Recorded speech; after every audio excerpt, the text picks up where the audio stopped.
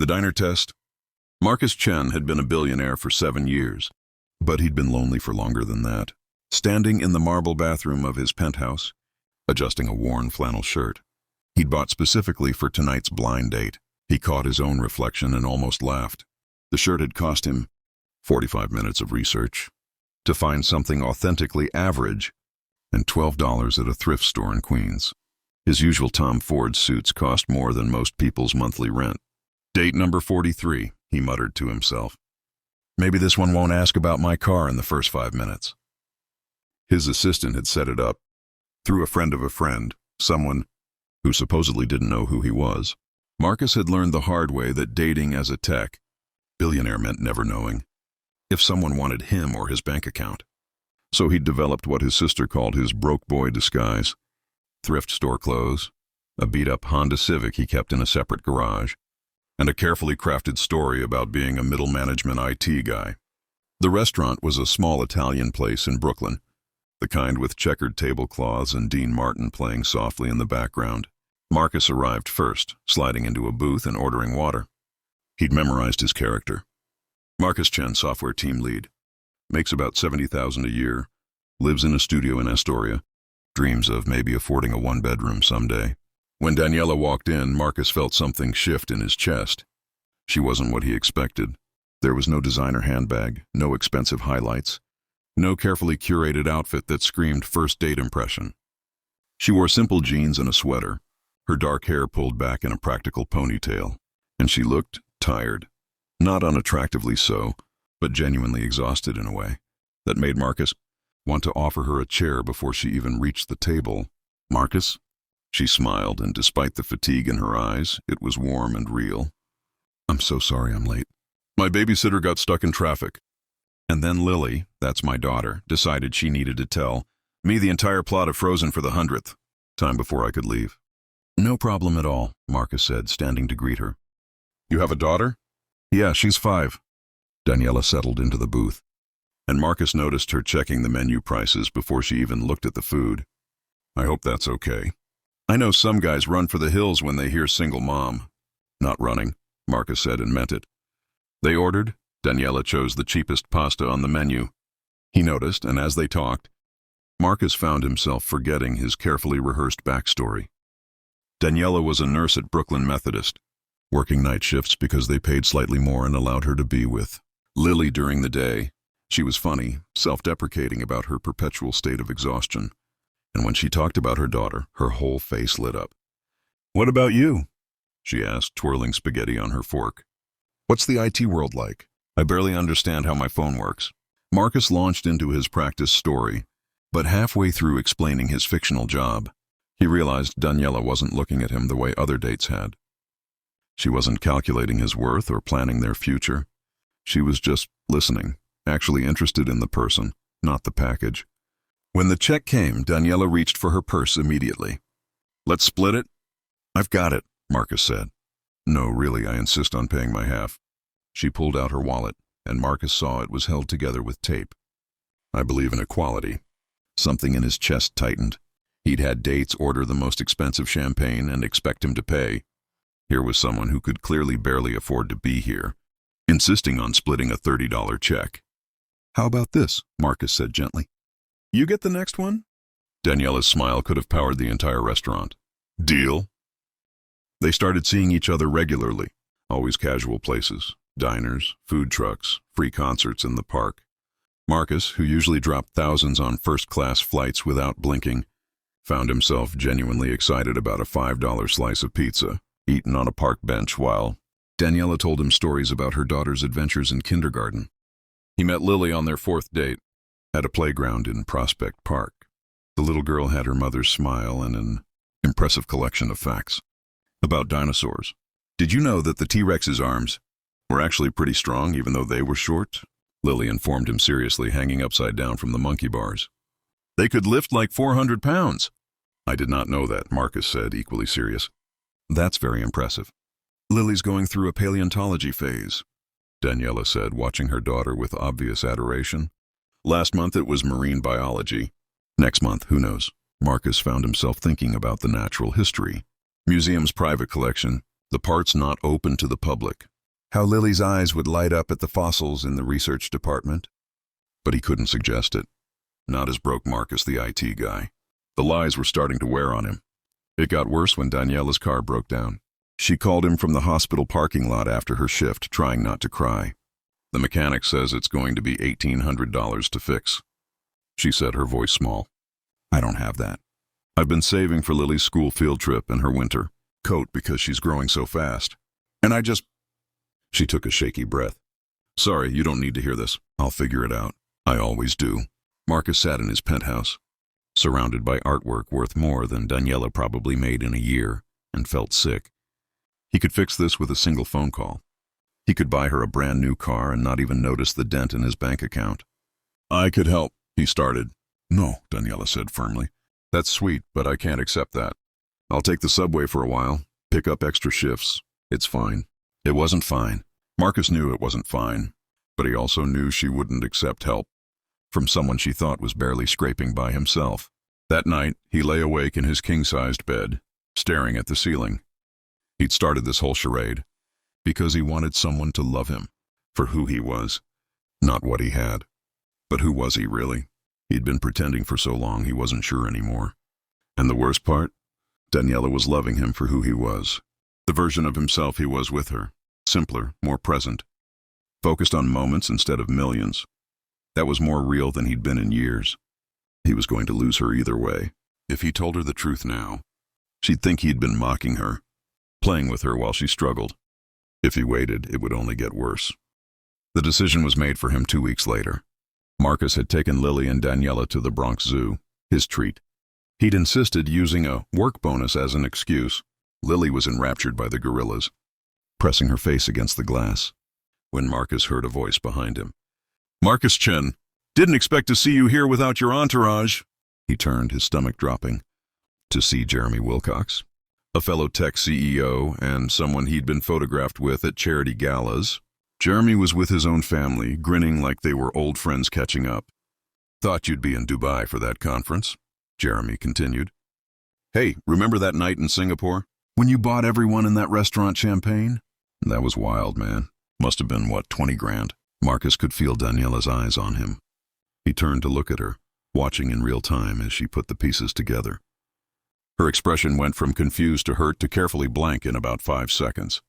Lily, honey, let's go see the sea lions, she said quietly, taking her daughter's hand. But Mom, the gorillas... Now, Lily. Daniela, wait, Marcus started. She didn't look back. He tried calling. She didn't answer. He tried texting. Nothing. He showed up at her apartment building. But the doorman, who Marcus realized he could probably buy the entire building from without breaking a sweat, told him Ms. Reyes had left instructions not to let him up. For 3 days, Marcus felt like he couldn't breathe. He went through the motions at work, approving million-dollar deals, while unable to focus on anything. But the memory of Daniela's face shutting down. On the 4th day, his sister Maya showed up at his office. You look like hell, she said, settling into the chair across from his desk. Thanks. So I heard you finally found someone worth keeping and immediately screwed it up with your stupid broke boy routine. Maya had never approved of his dating strategy. Want to tell me about it? It all came pouring out, Daniela. Lily, the lies, the dinosaur facts, the taped-together wallet, everything. When he finished, Maya was quiet for a long moment. Do you love her? She finally asked. I don't know, Marcus said. Maybe? Is that crazy? I've only known her 2 months. The question isn't crazy. But what is crazy is that you've been lying to someone you claim to care about. Maya leaned forward. Marcus, I get why you started this. I really do. But at some point, it stopped being about protecting yourself and started being about control. You got to observe her life, judge whether she was worthy, and while she had no idea who you really were. That's not fair, and it's not love. Her words hit him like a punch to the gut. So what do? You go grovel. And I mean really grovel. And then you let her decide if you're worth a second chance. But you do it honestly this time. No more tests, no more disguises. Just you as you actually are, flaws and billions and all.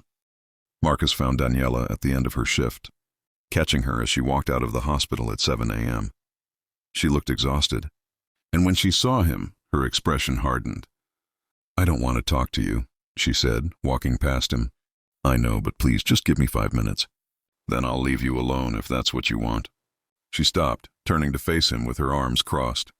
In the early morning light, with her scrubs wrinkled and her eyes tired, she was still the most beautiful woman he'd ever seen. My name is Marcus Chen, he started.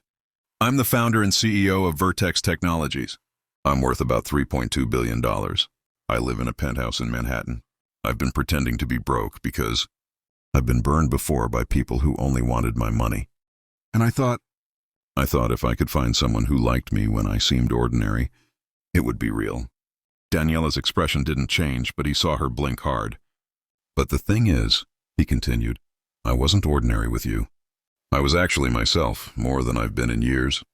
The guy who ate pizza in the park, who listened to Lily's dinosaur facts, who wanted to hear about your day, that was real. The only thing that was fake was the financial situation. That's not a small thing, Marcus. Her voice was tight with controlled anger. Do you know how many times I worried about whether I was spending too much when we went out? How I always ordered the cheapest thing on the menu, because I didn't want you to think I was taking advantage. I offered to pay, to split things, while you let me feel guilty about money you have more than enough of. I know, and I'm sorry. I'm so sorry. He wanted to reach for her, but kept his hands at his sides. You're right. It was manipulative, and it wasn't fair to you. I was so worried about protecting myself that I didn't think about what I was putting you through. And that day at the zoo, Daniela continued, her voice breaking slightly, Lily asked me on the subway ride home why you pretended to be poor. You know what I told her? I said I didn't know, because I honestly don't understand, Marcus. Was I some kind of experiment? Were you laughing at my taped-up wallet and my careful budgeting? God, no, never. Now he did step closer. Daniela, if anything, I was in awe. You work night shifts, raise an incredible kid alone, go without so she can have field trips and winter coats, and you still insisted on paying your own way. You have more integrity in your little finger than most people I know have in their entire body. I wasn't laughing at you. I was falling for you. She wiped at her eyes angrily. You should have told me. You're absolutely right. I should have. I was scared, but that's not an excuse. He took a deep breath. I can't undo the lie. All I can do is promise that from this moment on, if you give me another chance, I'll be completely honest about everything. No more tests, no more games. Just me, really me, hoping that you might still want to get to know who that is. Daniela was quiet for a long moment, and Marcus felt his heart hammering against his ribs. Finally, she spoke. I need time to think about whether I can trust you again. It wasn't a no. Take all the time you need. And Daniela, your car. I had it fixed. Before you say anything, I know you didn't ask, and I know you're proud. But I also know you need it to get to work safely, especially on night shifts. The mechanic has the keys. It's paid for. Whether you ever speak to me again or not, please take it. For Lily. Her jaw tightened, and for a moment he thought she might refuse. Then she gave a small nod. Thank you. And one more thing. He pulled an envelope from his pocket. Lily mentioned she might not get to go on her class field trip to the planetarium. This is a check for the school's scholarship fund in your name.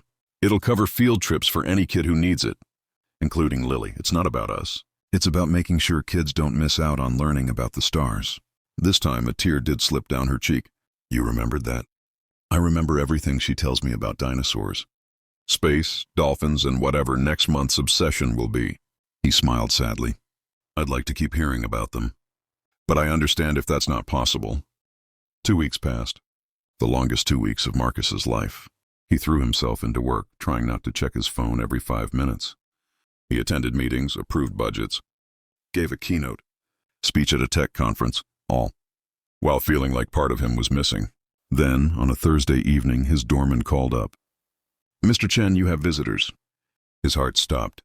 Send them up. When he opened the door, Lily was standing there holding a construction paper dinosaur, with Daniela behind her looking nervous. I made you a triceratops, Lily announced. Mom says you're actually really rich and you lied, but that you're also sorry and people make mistakes sometimes. Did you know that triceratops means three-horned face in Greek? Marcus crouched down to her level, accepting the paper dinosaur carefully. I did know that, but this is the most beautiful triceratops I've ever seen. Thank you, Lily. He stood, meeting Daniela's eyes. She looked like she'd been crying recently. but also like she'd come to some kind of decision. "Can we talk?" she asked. They sat in his living room, Lily immediately distracted by the floor-to-ceiling windows overlooking the city, while Daniela perched on the edge of his couch. "I've been thinking," she said quietly, "about what you said. About being scared. And I realized something. I was scared too. Every time we went out, I was terrified you'd realize I came with too much baggage. A kid, debt from medical school, a life that's complicated and messy. I kept waiting for you to decide I wasn't worth the trouble." "Daniela, let me finish." She took a breath. "So in a way, we were both hiding. You hid your money. I hid how hard things really were, how much I was struggling. Neither of us was being completely honest because we were both too afraid of being rejected." Marcus felt something loosen in his chest. "I never once thought you weren't worth it. From the moment you walked into that restaurant, apologizing for being late because your daughter wanted to tell you about Frozen, I knew you were someone special. The thing is," Daniela continued, twisting her hands in her lap, "I've been thinking about why I'm so angry. And yes, part of it is the lying. But part of it is that you saw me at my most vulnerable, struggling with money, stressed about my car, working myself to exhaustion, and you watched. You could have helped, really helped, and you chose to stay in character instead. The words stung because they were true. You're right. I was so focused on protecting myself that I didn't think about what you needed. That was selfish. But then," she said, and now she was looking at him directly, "you did help. With the car and the scholarship fund. And you did it in a way that wasn't about you or us, but about making sure Lily and other kids could have opportunities. That meant something." "I love her dinosaur facts," Marcus said simply, "and her ocean facts and whatever else she wants to tell me about. I love how excited she gets about learning. I love how you light up when you talk about her. I love that you insisted on splitting a $30 check because you believe in equality. I love who I am when I'm with you both. Not a billionaire, not a CEO, just a guy who's lucky enough to be eating pizza in the park, while a 5-year-old explains why the megalodon was actually not as big as some people think." Daniela's lips twitched in an almost smile. "She told you the megalodon thing?" "Last week in great detail, with hand gestures." "Look, I don't know if I can just jump back into this," Daniela said carefully. "Trust takes time to rebuild. And honestly, your world," she gestured around the penthouse, "it scares me a little. I don't know how to navigate it." "Then we'll figure it out together," Marcus said. "No more lies. No more pretending. I'll tell you everything you want to know. And if you're uncomfortable with something, we'll talk about it. You set the pace." Mom! Come look at the city," Lily called from the window. "It looks like Lego." Daniela stood, moving to join her daughter. Marcus followed, standing slightly apart, giving them space. But then Lily reached out and grabbed his hand, pulling him closer. "This is so cool," she breathed, her face pressed against the glass. "It's like we're birds. Or pterodactyls. Did you know pterodactyls aren't actually dinosaurs? They're flying reptiles." "Lily, honey, pterodactyls were a bit before my time," Marcus said solemnly. And Daniela laughed, actually laughed, for the first time since the zoo. "Can we try?" she asked quietly, looking at him over Lily's head. "Slowly. As slow as you need," Marcus promised. "I'm not going anywhere." 6 months later, Marcus stood in the kitchen of his penthouse, their penthouse now, though Daniela had only agreed to move in last month and still maintained she was paying rent, even though he'd tried to explain that was ridiculous, making pancakes. "More chocolate chips?" Lily demanded from her seat at the counter. She was drawing yet another dinosaur, this one for her teacher. "Any more chocolate chips and it'll be chocolate with a side of pancake," Marcus said, but he added another handful anyway.